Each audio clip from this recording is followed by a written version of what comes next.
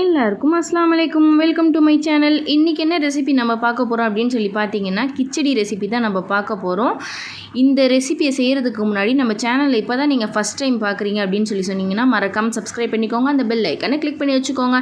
அப்போ தான் நான் போடுற புது புது ரெசிபிஸ் எல்லாமே உங்களுக்கு நோட்டிஃபிகேஷன் வரும்.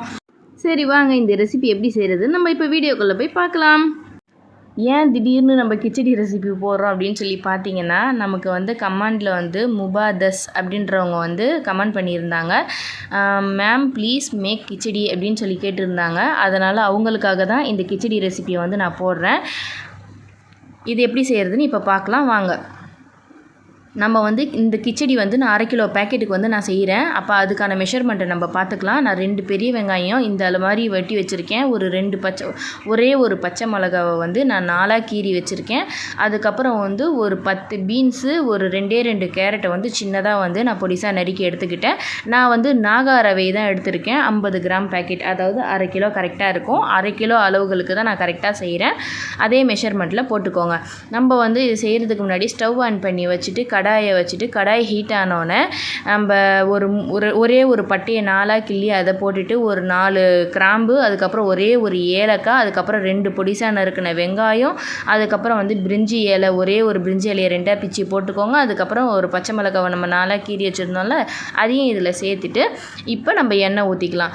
நீங்கள் எண்ணெய் ஊற்றிட்டு நீங்கள் தாளிக்கிறதுக்கு பதிலாக இந்த மாதிரி எல்லாத்தையும் போட்டுட்டு நீங்கள் எண்ணெய் ஊற்றினீங்க அப்படின்னு சொல்லி சொன்னீங்கன்னா, உண்மையிலேயே அந்த ஸ்மெல் ரொம்ப சூப்பராக இருக்கும். அந்த ஸ்மெல் கடைசி வரையுமே அந்த எல்லாத்துலேயுமே இருக்கும். அதனால் இந்த மாதிரி ட்ரை பண்ணி பாருங்கள். இப்போ வெங்காயம் ரொம்ப பொன்னிறமாக வதங்கணும்னு அவசியம் இல்லை. ஓரளவுக்கு லைட்டாக ப்ரௌன் கலர் வந்ததுக்கப்புறம் இஞ்சி பூண்டு 1.5 ஸ்பூன் போட்டு அதையும் நம்ம நல்லா அந்த பச்சை ஸ்மெல் போகிற அளவுக்கு நம்ம நல்லா வதக்கிக்கணும். 1 ஸ்பூன் அளவுக்கு மஞ்சத்தூள் போட்டுக்கோங்க. 1.5 ஸ்பூன் அளவுக்கு நம்ம தனி மிளகாத்தூள் நம்ம சேர்த்துருக்கோம். சேர்த்துட்டு அதையும் நல்லா இந்த பச்சை வாசனை போகிற அளவுக்கு, மசாலா வாசனை அப்படியே தனியாக பிரிஞ்சு எண்ணெய் மேலே மிதக்கிற அளவுக்கு நம்ம நல்லா வதக்கி விட்டுக்கணும். அதுக்கப்புறம் நம்ம காய்கறியை நைஸாக நறுக்கி அதை நம்ம சேர்த்து வச்சுருப்போம் இல்லையா, கழுவி வச்சுருப்போம் இல்லையா, அதையும் இதில் சேர்த்துக்கோங்க. பச்சை பட்டாணி இருந்துச்சுன்னா, அதாவது ஊற வச்சு செய்வோம்ல, அது இல்லாமல் பச்சையாகவே இருக்கும்ல, அந்த பட்டாணி சேர்த்து செஞ்சிங்கன்னா கூட சூப்பராக இருக்கும். நான் அது இல்லாததுனால நான் இதை மட்டும் போட்டு செய்கிறேன். நீங்களும் அதை மாதிரி இருந்துச்சுன்னா சேர்த்து செஞ்சு பாருங்கள், டேஸ்ட்டாக இருக்கும். அதே மாதிரி 2 வெங்காயம் எடுத்துருக்கோம்ல, 2 தக்காளி சேம் ரேஷியோவில் நம்ம இதை எடுத்துக்கணும். அதே மாதிரி 2 தக்காளியுமே பொடிசாக நறுக்கி அதையும் இதில் சேர்த்து விட்டுக்கலாம். நம்ம சேர்த்துட்டு நல்லா அந்த மசாலாவோட கிளறி விட்டுட்டு இதுக்கு தேவையான உப்பை நம்ம சேர்த்துக்கலாம். நான் கரெக்டாக இதில் 1.5 ஸ்பூன் அளவுக்கு நான் சேர்த்துருக்கேன். பத்தலைன்னா நம்ம கடைசியில் மறுபடியும் சேர்த்துக்கலாம். இப்போ நம்ம உப்பு போட்டுட்டு மறுபடியும் நல்லா கிளறி விடுங்க. நல்லா கிளறினதுக்கப்புறம் இப்போ நம்ம தக்காளியை வேவுறதுக்காக கொஞ்சம் நேரம் காய்கறி எல்லாம் வேவுறதுக்காக ஒரு 5 நிமிஷம் வரையும் நம்ம மூடி வச்சு எடுத்து பார்த்தோன்னா ஓரளவுக்கு குக் ஆகிருக்கும் எல்லாமே. ஏன்னா கேரட்டு, பீன்ஸ் எல்லாமே நம்ம பொடிசாக தானே நறுக்கி வச்சுருக்கோம். ரொம்ப வேகணும்னு அவசியம் இல்லை. ஏன்னா தண்ணியில் வேறு வேகணும்ல, அதனால் ஓரளவுக்கு வெந்தால் போதும். இப்போ நான் 4 டம்ளர் அளவுக்கு நான் தண்ணி ஊற்றிக்க போகிறேன். நான் இப்போதைக்கு 3 டம்ளர் தான் நான் ஊற்றிருக்கேன். ஏன்னா 2 கப்பு ரவைக்கு 4 டம்ளர் தண்ணி கரெக்டாக இருக்கும். ரவைக்கு தகுந்த மாதிரி நீங்கள் தண்ணி சேர்த்துக்கோங்க. என்னோடய ரவைக்கு 4 டம்ளர் தண்ணி தேவைப்பட்டுச்சு. நான் இந்த தண்ணியை ஊற்றி மூடி வச்சதுக்கப்புறம் நல்லா மலமலன்னு கொதிச்சதுக்கப்புறம் புதினா கொத்தமல்லியை இதில் நான் பொடிசாக நறுக்கி அதையும் நான் இதை சேர்த்துக்கிறேன். இப்போ நான் 2 கப், எந்த கப்பில் நான் தண்ணி ஊற்றினனோ அதே கப்பில் 2 கப்பு அளவுக்கு நான் ரவையை சேர்த்துக்கிறேன். பாருங்கள், போட்ட உடனே டக்குன்னு நல்லா கிண்டி விடுங்க, இல்லைன்னா கெட்டி ஆயிரும். இப்போ இன்னொரு கப் ரவையை நான் இதில் சேர்த்துக்கிறேன். சேர்த்து நல்லா கிண்டி விட்டுக்கோங்க. நான் 3 கப்பு மட்டும்தான் தண்ணி சேர்த்துருக்கேன். இதை கிளறி விட்டுட்டு நமக்கு தண்ணி பத்தலை அப்படின்னு சொல்லி சொன்னால் நம்ம சேர்த்துக்கலாம் 1 கப்பு தண்ணியை.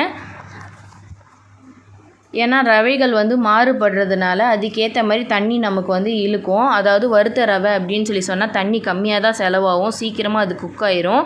அதேமாதிரி வறுக்காத ரவை அப்படின்னு சொல்லி பார்த்தீங்கன்னா தண்ணி அதிகமாக தேவைப்படும். பெரிய ரவை அப்படின்னு சொல்லி சொன்னால் அதுக்கும் தண்ணி அதிகமாக தேவைப்படும்.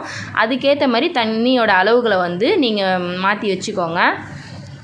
எனக்கு 4 கப்பு இப்போ தண்ணி பத்தாத மாதிரி இருந்துச்சு. அதனால் இன்னொரு கப்பு அளவுக்கு நான் தண்ணி ஊற்றிக்கிட்டேன். பாருங்கள், கரெக்டாக 4 கப்பு நான் ஊற்றிருக்கேன். ஊற்றிட்டு இந்த மாதிரி நடுவில் கீறி விட்டு மேலாப்பில் அப்படியே தூக்கி விட்டு இந்த மாதிரி நம்ம கிளறி எடுத்துக்கணும். இந்த கிச்சடி நம்ம செய்கிறது உண்மையிலேயே நம்ம பிரியாணி டேஸ்ட்டு கொடுக்கும். இது அந்த அளவுக்கு நல்லா சூப்பராக டேஸ்ட்டாக இருக்கும். பிரிஞ்சி பிரியாணி சாப்பிட்ற ஃபீல் இருக்கும். ஏன்னா நம்ம எல்லாமே பிரியாணி மசாலாலாம் போட்டு தான் நம்ம தாளிச்சிருக்கோம். அதனால் வந்து அந்த ஃப்ளேவர் கொடுக்கும் நமக்கு இந்த கிச்சடி. அவ்வளோதான். இப்போ வந்து நல்லா வெந்துருச்சு. ஒரு கொஞ்ச நேரம் நம்ம ரெஸ்ட்டு விட்டோம் அப்படின்னு சொன்னிங்கன்னா நல்லா சூப்பராக செட் ஆயிரும். சூப்பராக நல்லா பொலன்னு நல்லா அழகாக இருக்கும் அந்த கிச்சடி எடுத்து சாப்பிட்றதுக்கு. இப்போ பாருங்கள் எவ்வளோ சூப்பராக நமக்கு கிச்சடி ரெடி ஆயிடுச்சின்னு சொல்லிட்டு. இப்போ வந்து கொத்தமல்லி புதினா இருந்துச்சுன்னா அதை மேலாப்பில் பொடிசாக நறுக்கி சேர்த்து விட்டுக்கோங்க. கொத்தமல்லி நல்லா வாடி போயிடுச்சுன்றதுனால சுருங்கி இருந்துச்சு. அதனால் சரின்னு அதை மட்டும் கொஞ்சமாக சேர்த்துக்கிட்டு அதுக்கப்புறம் நான் கிளறி விட்டு காட்டுறேன் பாருங்கள். செம்ம டேஸ்ட்டாக நல்லா எப்படி இருக்குது பாருங்கள்.